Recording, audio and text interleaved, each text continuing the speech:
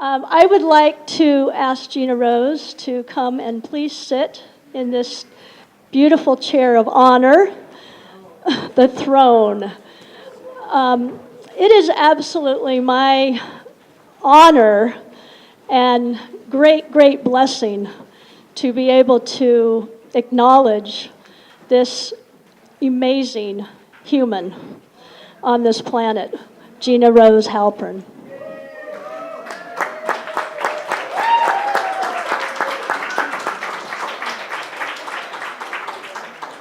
This is the Chaplaincy Institute's 16th, sweet 16th anniversary year.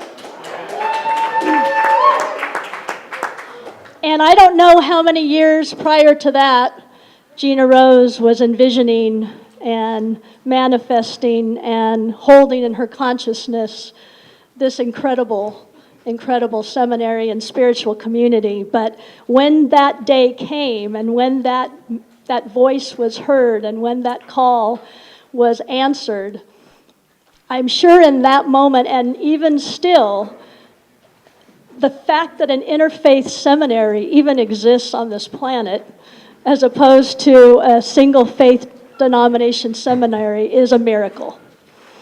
And is a vision that we all embrace with such glory and such enthusiasm and such honor today. So Gina Rose, we are pleased to have you here. We're grateful that you're healthy enough to be here. We love you immensely. And there are so many people that want to participate today. So I want to call up Lauren Van Ham, our dean, who Scott mentioned earlier is one of the most incredible people you'll ever meet if you don't know Lauren, which I'm sure you all do. And I want another humungi round of applause for this beautiful spirit and woman.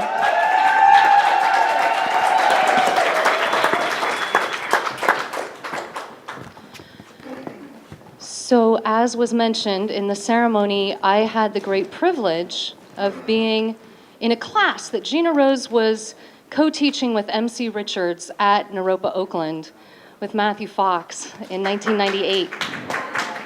Thank you for being here, Matt. And it was at that time that I really wasn't quite sure what I was going to do with this degree, but probably I would go on to become a drama therapist or something of that ilk, until Gina Rose said, "I'm starting this interfaith seminary." And I said, "That sounds cool." Fast forward to, I'm working as a hospital chaplain, and the trenches have gotten a little thick. I'm in year 7 or so of this job and feeling more and more concern about what is happening on our planet. And my love for spirituality and ecology, which was so deeply seated in my childhood and then only further schooled in my time at Naropa, Oakland, I knew that I would be able to come back to Gina Rose and tell her that I was in this struggle and that I needed to do something about it. And Gina Rose said, "Well, maybe your call is changing. Maybe you're not going to be serving as a chaplain in a hospital. Maybe there's something else that wants to happen." And we were walking down the street, and we were by the gate that she was dropping me off at my house. And she said, "Here, I have a song that I want to sing you, and maybe this will help." This song came to me when I was hiking in Tilden Park, and I asked Hildegard von Bingen to come through me. You're only laughing because you know that this stuff happens.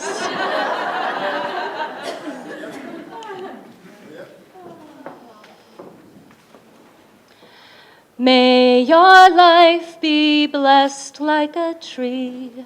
May your soul be wrapped in greenness. May your roots be long, may your shoots be strong. May your soul be wrapped in greenness. May you bear good fruit and flowers and leaves. May you grow with strength and courage. May you lift your branches to the sky, to the sun and through the seasons. May your life be blessed like a tree. May your soul be wrapped in greenness.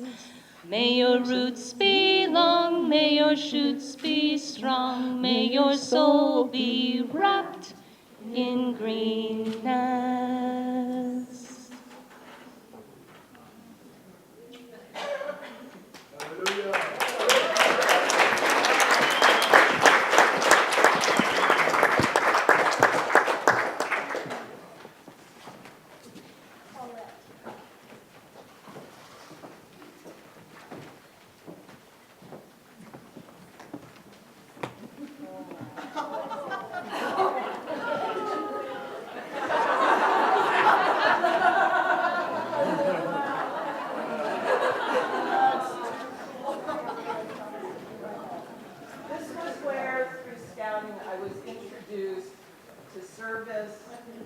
To serving the natural world, to spirituality, and to community. So I wear this proudly from Troop 62. So this is where it began.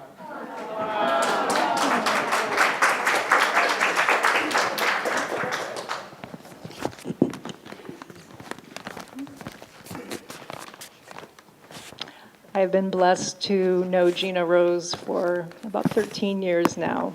She's been a treasured friend, and she asked me to share this poem by Hafiz. I have learned so much from God that I can no longer call myself a Christian, a Hindu, a Muslim, a Buddhist, a Jew. The truth has shared so much of itself with me that I can no longer call myself a man, a woman, an angel, or even a pure soul.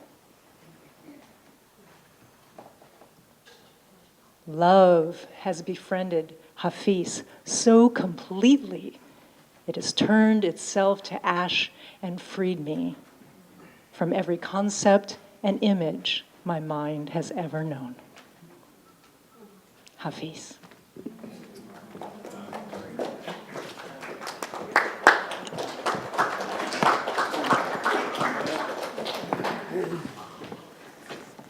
So in those crazy early days, there were those that encouraged her, if you can imagine. And Jeremy Taylor was one of those. And Jeremy was not able to be with us today. He's teaching afar and teaching his beautiful dream work, but he did send something for me to read on his behalf. Hello, everybody. Especially hello to you, Gina Rose. I'm sorry I can't be there in person to celebrate your astonishing achievements, your gift of inspiring others, and your particular gift for spontaneous, improvisational prayer are unequaled in my experience.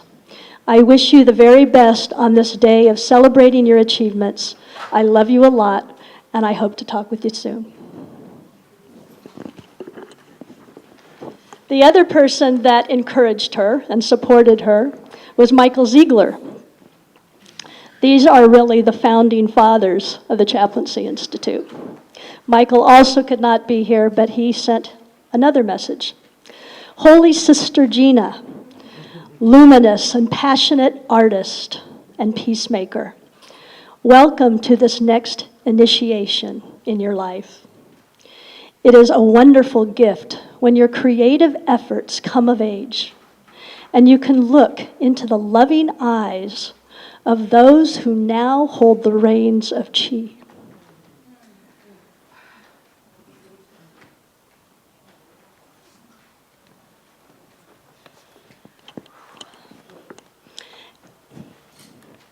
And those who have also passed through the gateway that you have carefully and ferociously nurtured.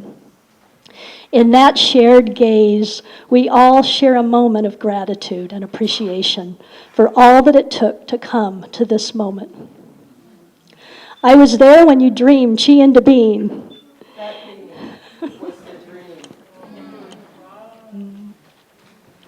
and share your vision of a post-denominational world in which all people might share our sacred stories and listen and learn from all the world's wisdom traditions. This vision is especially precious today, when the triumphal nationalist and religious impulse is a growing virus on this earth. Thank you for creating the refuge of Chi, where caring and compassionate people can find their unique paths to an integral expression of the global wisdom traditions of the heart, and to find meaningful ways to be deployed in service. I sing and celebrate you and your life and your creation. I love you, I bless you, and I stand with you today in your community of friends who share their hearts with you. Michael Ziegler.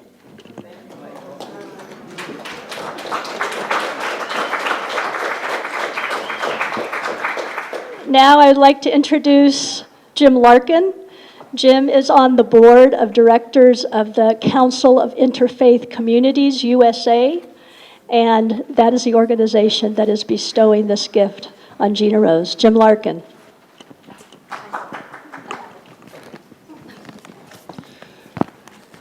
What a day.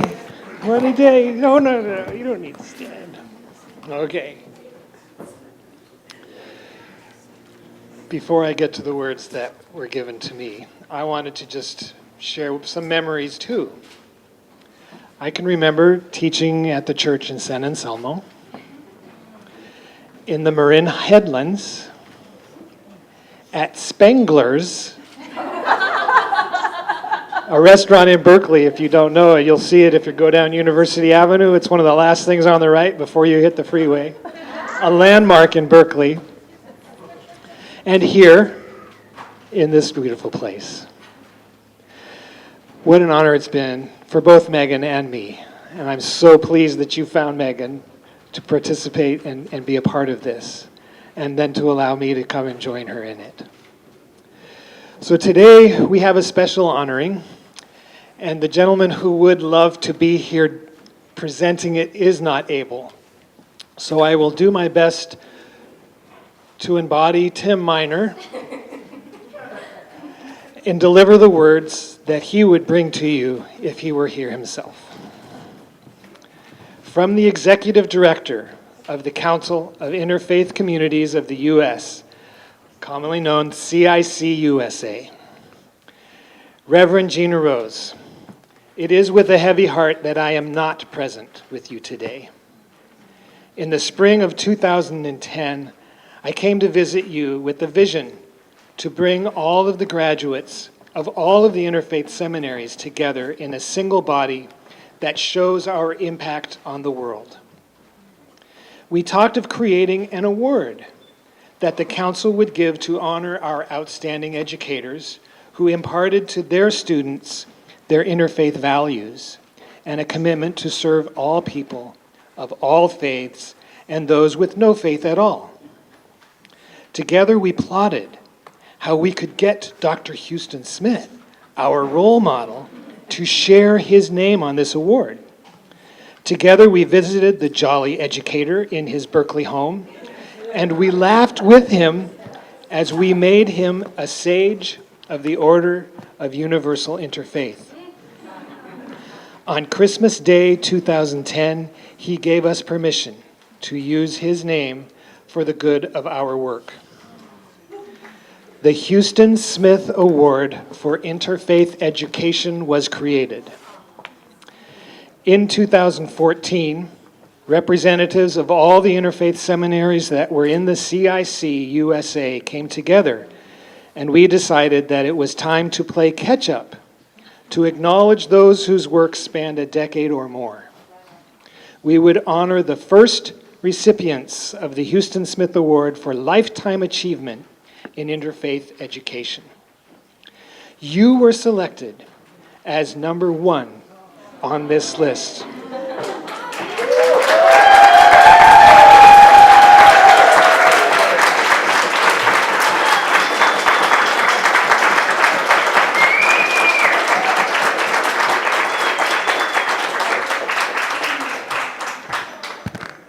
It is with deepest gratitude that this award is given now from our combined movement across the United States. Your vision to create the Chaplaincy Institute and to support the creation of a combined Council of Interfaith Communities has given you a lasting legacy. Your commitment to interfaith education and service has placed you in a special class of our movement. A website is now being developed to share this story with the world. Gina Rose, you have left all who deliver interfaith education with a solid future. Please accept this small trophy from the CIC USA as a reminder just how much you have changed the world. Respectfully, Reverend Tim Miner, OUNI.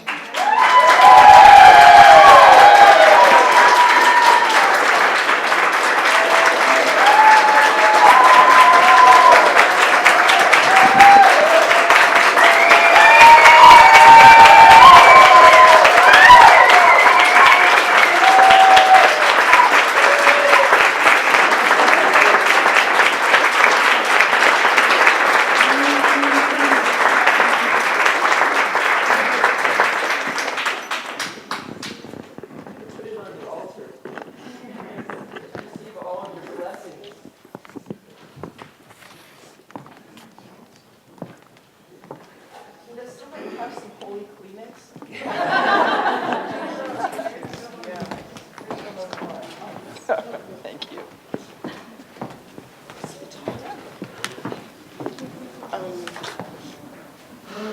Can somebody hold this for me?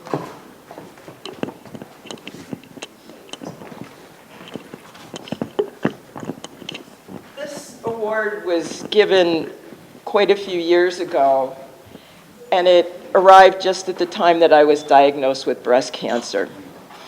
And so I have never been able to be at a gathering where I could receive it. I didn't feel healthy enough until today. And really today, I mean, today is the best day of, well, not just the past few years, but a really long time. And I look at all of you, these dear faces, and thank you for being here to celebrate with me. I wrote some thoughts up, and I know that many of you, well, you'll find yourself in here, but I have a few friends that I'd like to call up to the front. Arthel and Rose and Mari and Sharon here. These are some of the newest members of my community. And I was so thrilled when I heard that there's going to be a blessing of the animals.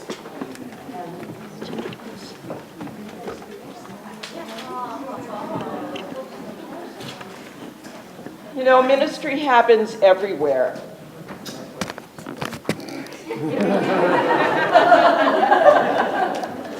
And having been newly retired by illness, or God retired me from Kaiser, I saw Mari in the parking lot at Whole Foods one day with Thel, and I almost tackled her because when I saw Thel's vest, I knew that this was chaplaincy, and I wanted a deeper connection with it. So I'm wanting to read and maybe intersperse, but I know if I kind of wear out, I'll pass this around, other people can finish it, and we'll post it. Interfaith education, learning, and more, the service of the heart. There are moments in a person's life that give us the opportunity to reflect on our story and the trajectory of our existence.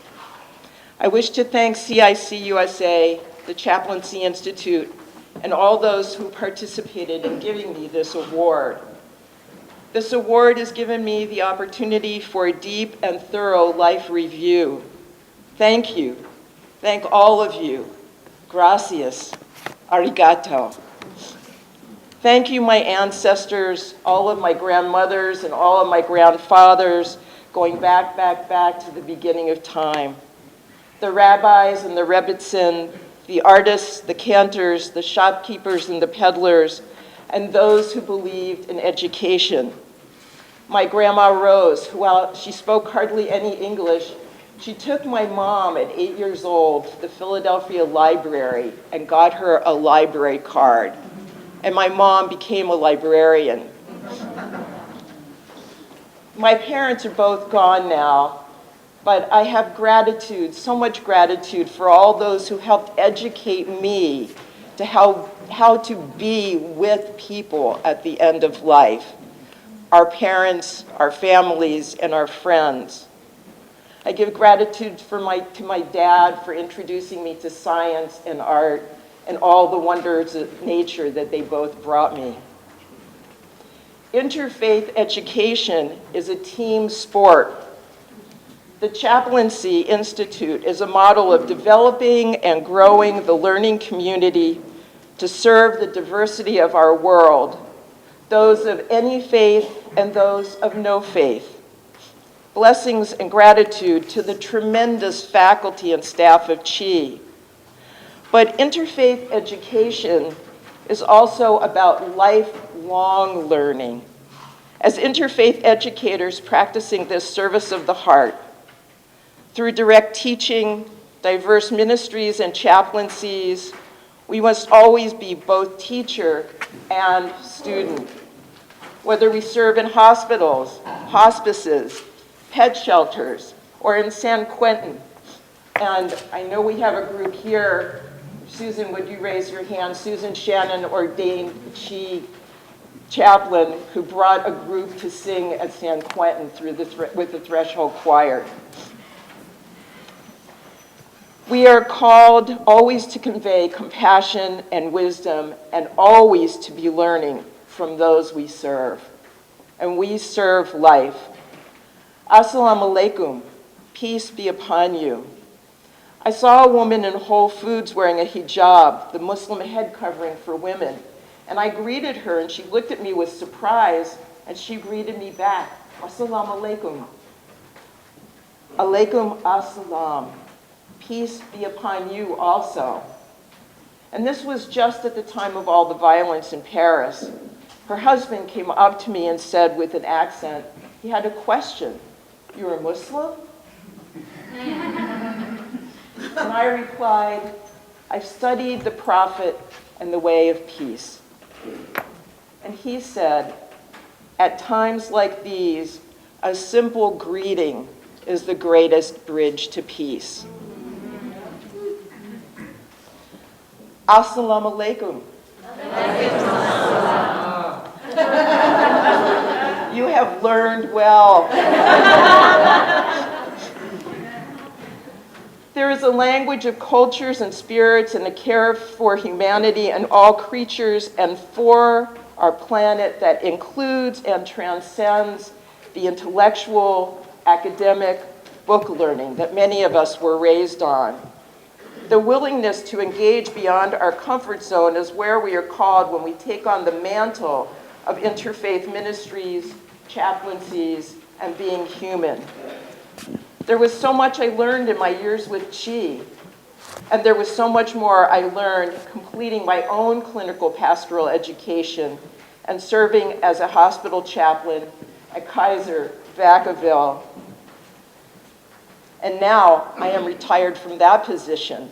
But one of my colleagues and co-heart math facilitators is here today, Maura Andrews, one of the nurses at the hospital.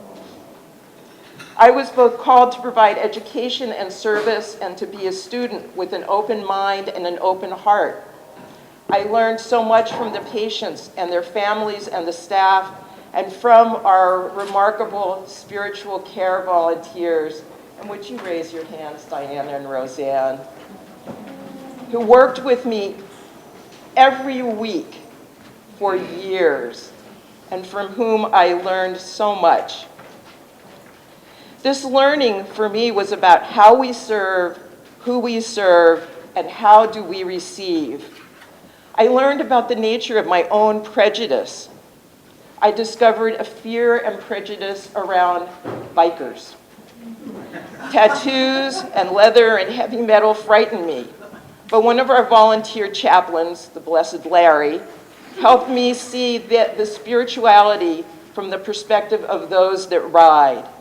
It is a spirituality based on freedom, community, and support. Many of those who ride motorcycles are veterans and are dedicated to serving veterans, a group that much needs that love and support to be included and healed back into our communities. For many of us, our spirituality is based in the wonders of nature, and I know that's true for many of you. In Nature Conservancy magazine this year, the Harley-Davidson Company set a goal to work with the Conservancy to plant 50 million trees by the year 2025. And that is in addition to the over 200,000 that they've already planted. Now, who would have known that Harley-Davidson was a group of environmentalists? I wouldn't have known if I hadn't attended the blessing of the bikes at the Harley-Davidson dealership in Vacaville.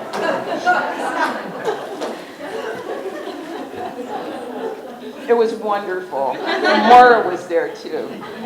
From the volunteers and the staff and the patients at Kaiser Vacaville, I learned that there are multiple Catholicisms.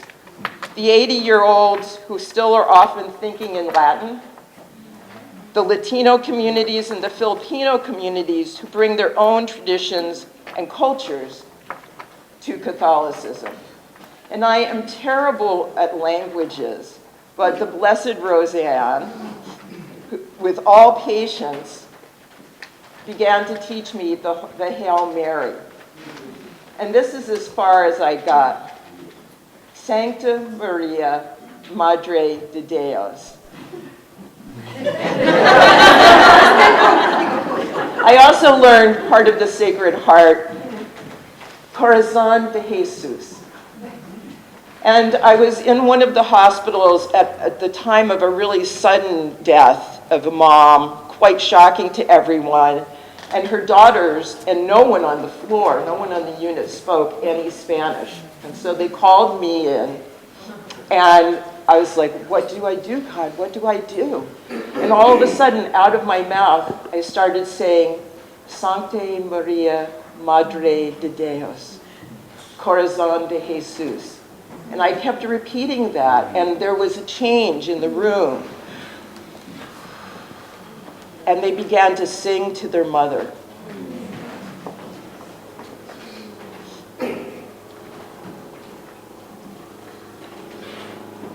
There is a language and ministry of song that transcends culture and goes directly to that service of the heart.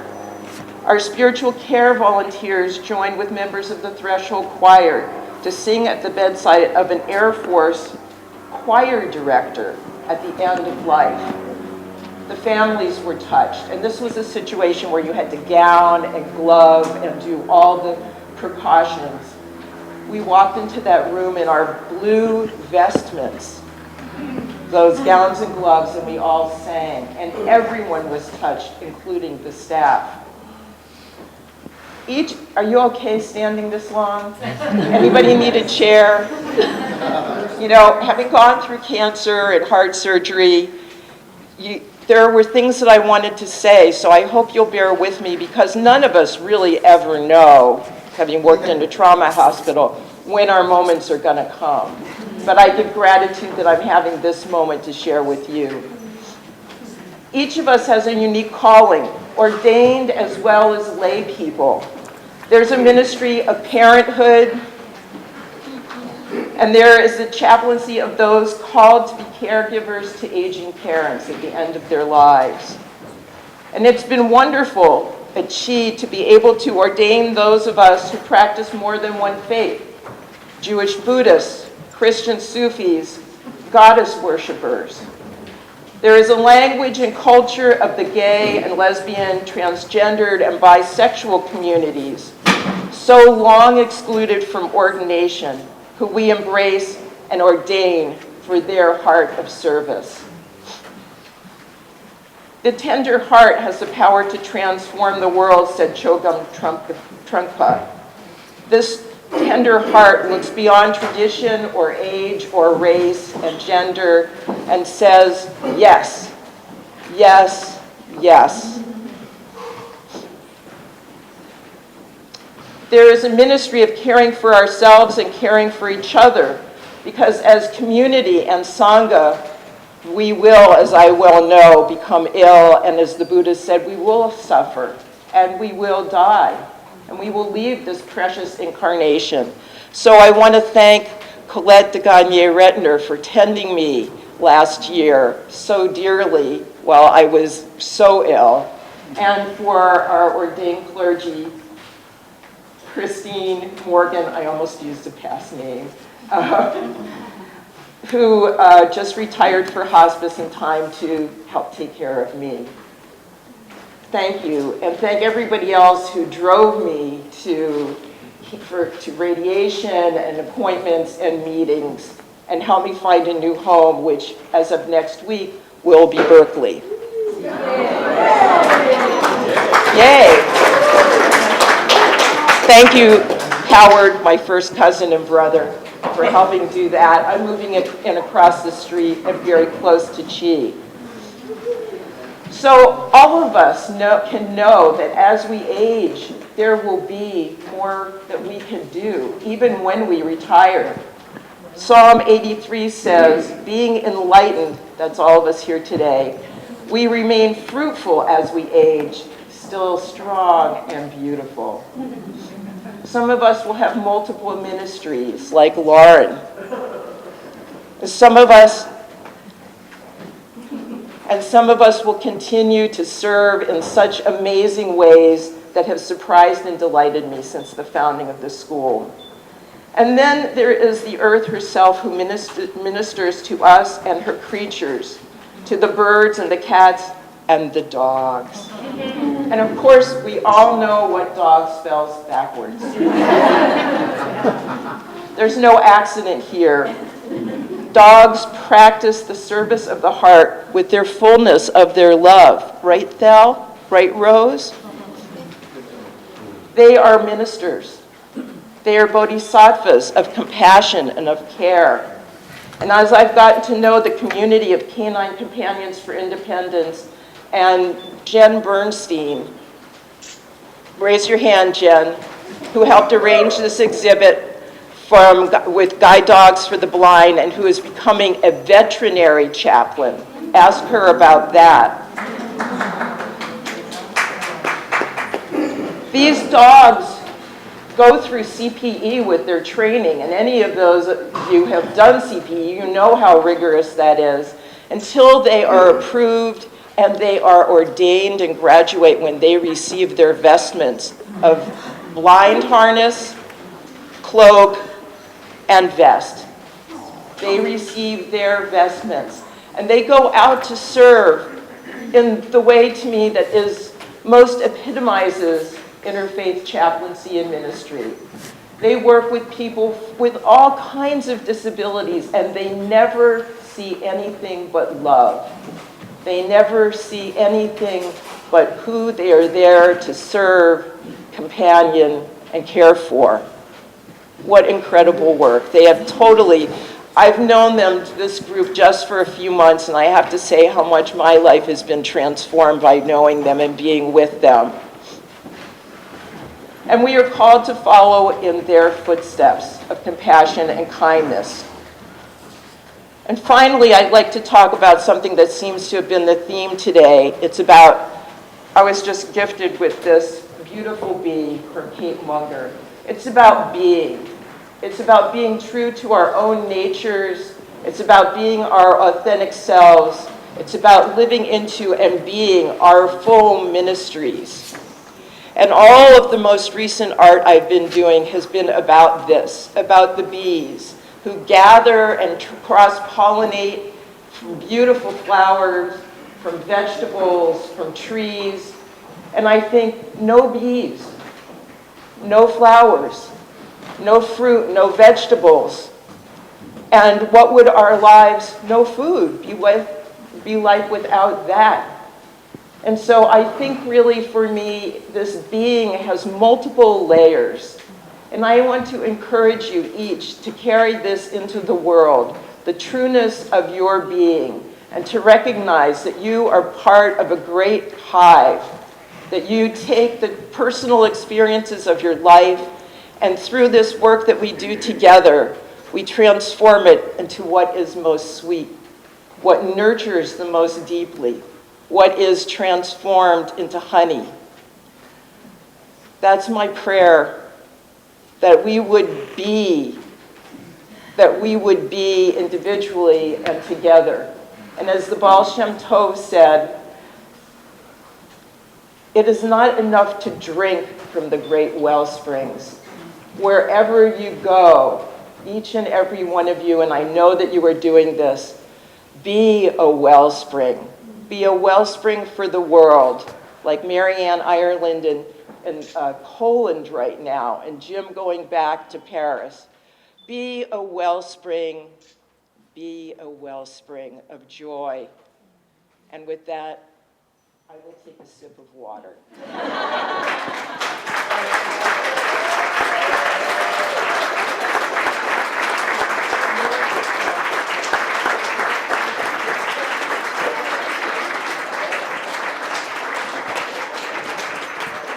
Thank you, Gina Rose. Now, tomorrow when you look in the Webster's Dictionary, you'll see being spelt B-E-I-N-G, B-E-E. I'd like to introduce quickly Jim Christensen, who would like to say a few words on behalf of our board. Gina Rose, you may remember we met in November 2003, and I took my first module in 2004. And people have been telling you that you've influenced the world. Well, that's really true. I've taken what I learned in the Chaplaincy Institute, and it's impacted every bit of work I have done since in 20 or 30 different countries with management teams from 3 or 4 dozen organizations. And they in turn manage hundreds of thousands of people. And that's just me. Remember those modules that we enjoyed. It was a nice, intimate time. I remember there were a couple modules where there were only 5 of us in the module, and sometimes as many as 8. So we got to know each other very well. I have very fond memories of some of our conversations. Now we're going to have modules with 30. Look at this, 150, 200 people in the room.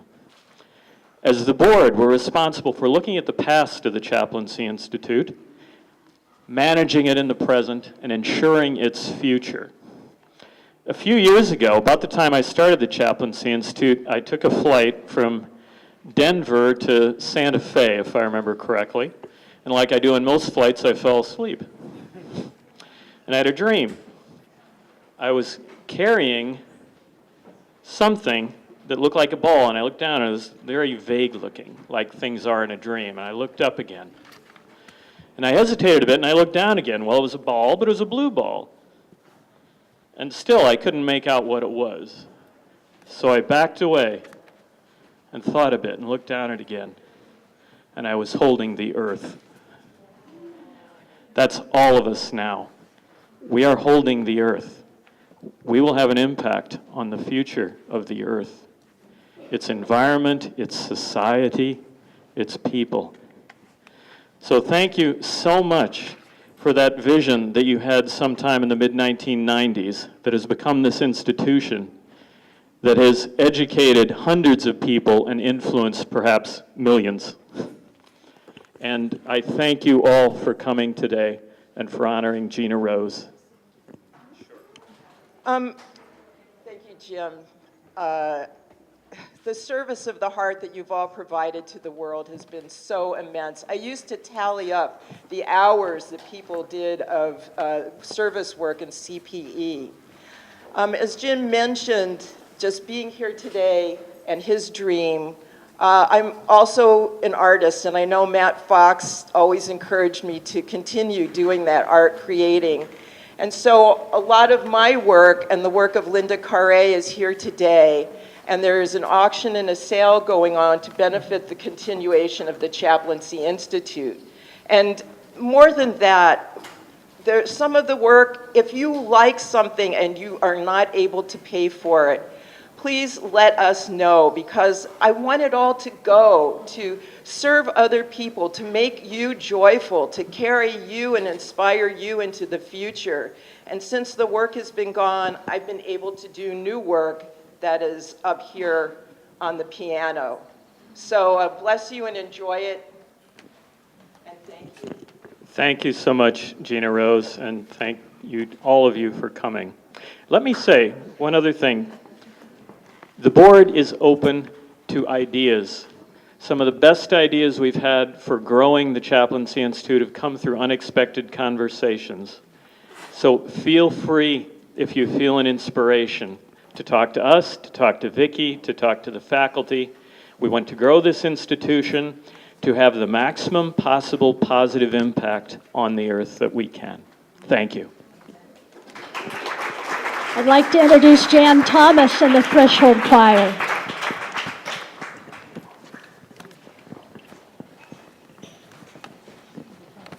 The Threshold Choir has sung to me throughout illness and sung to patients, and they are a delight and a joy, and this is Kate Munger, the founder. Thank you so much. It's an honor to be here to sing with you, Gina Rose. The Threshold Choir is 1 year younger than Chi, and Gina Rose and I have had many conversations about founder issues, and I'm really glad to be honoring her today here with these songs that are hers. And I'd like for you to know who's singing with us today. Susan Shannon, Jan Thomas, Helen Couture Rodriguez, and Cindy Smith.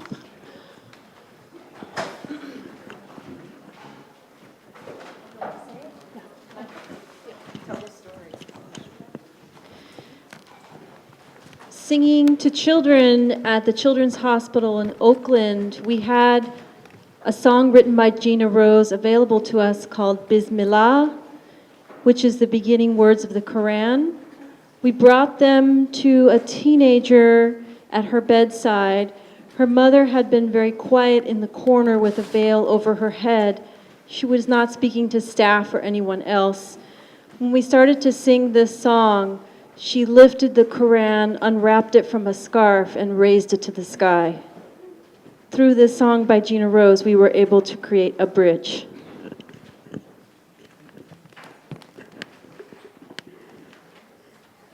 Bismillahirrahmanirrahim. Alhamdulillah.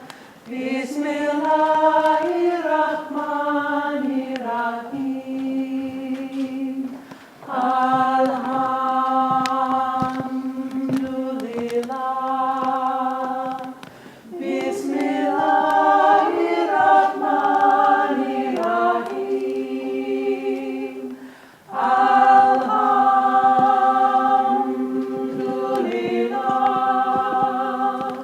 Bismillahirrahmanirrahim.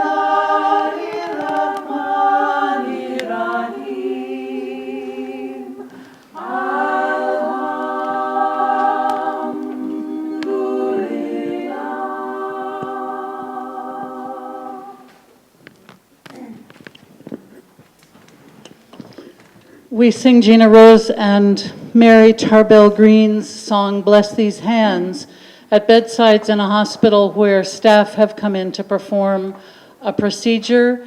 It blesses their hands and includes them in our circle of comfort and care.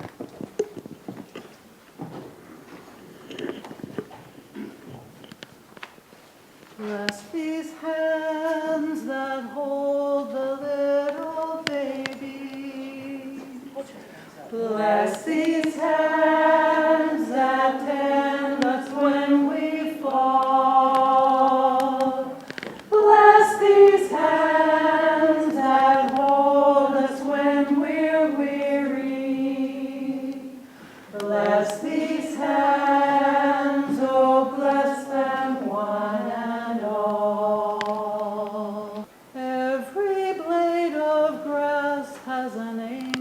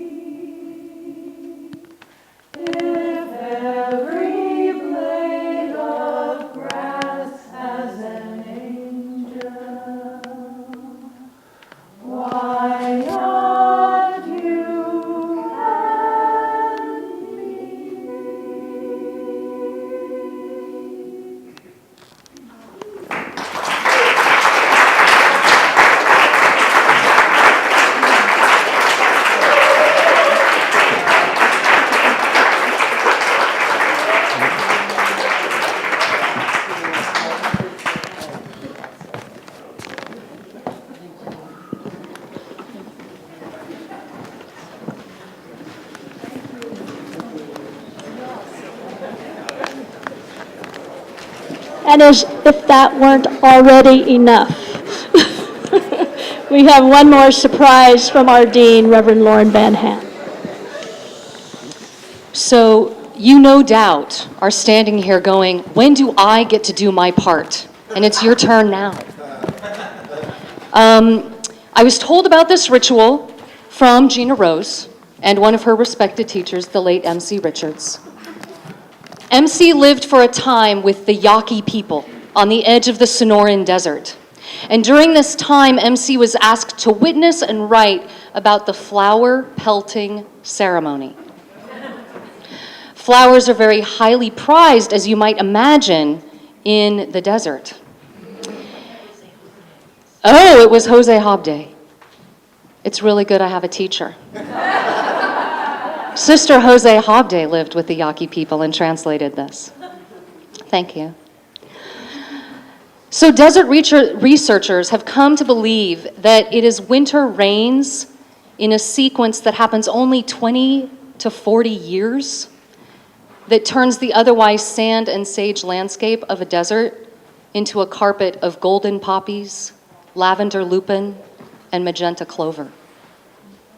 Flowers mean that the right rains have come, the desert will be fruitful, and that its inhabitants will prosper, so gratitude is joyfully given.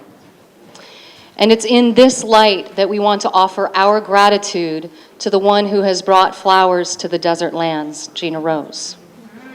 So, Gina Rose, if you would step into the center, please.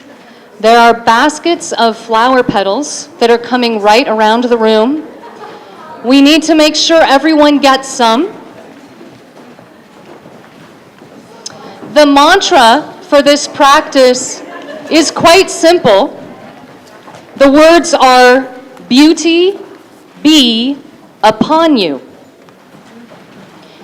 And come really nice and close. It's called pelting for a reason, my friends. We want to make sure she really, really feels this. And you've been so patient in hearing everyone share their stories and Gina Rose share her thoughts, and we really, really want to make sure that she feels this love. So on the count of 3, beauty be upon you. If some petals fall to the floor and you know that they're just dying to be pelted again, pick them up. Do it. Do it. All right. 1, 2, 3. Beauty be upon you!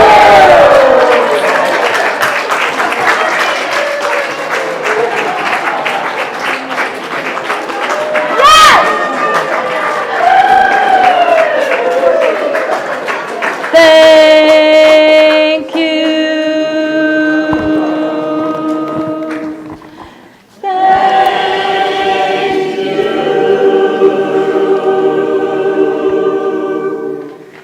Thank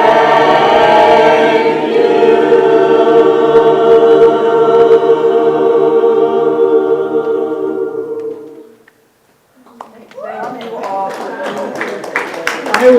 I was gifted today in class with a new thank you. It's the wave thank you. Okay, we'll start right around here and go clockwise. So when it comes to you, you throw your hands up and say thank you really loud. Start here. Thank you!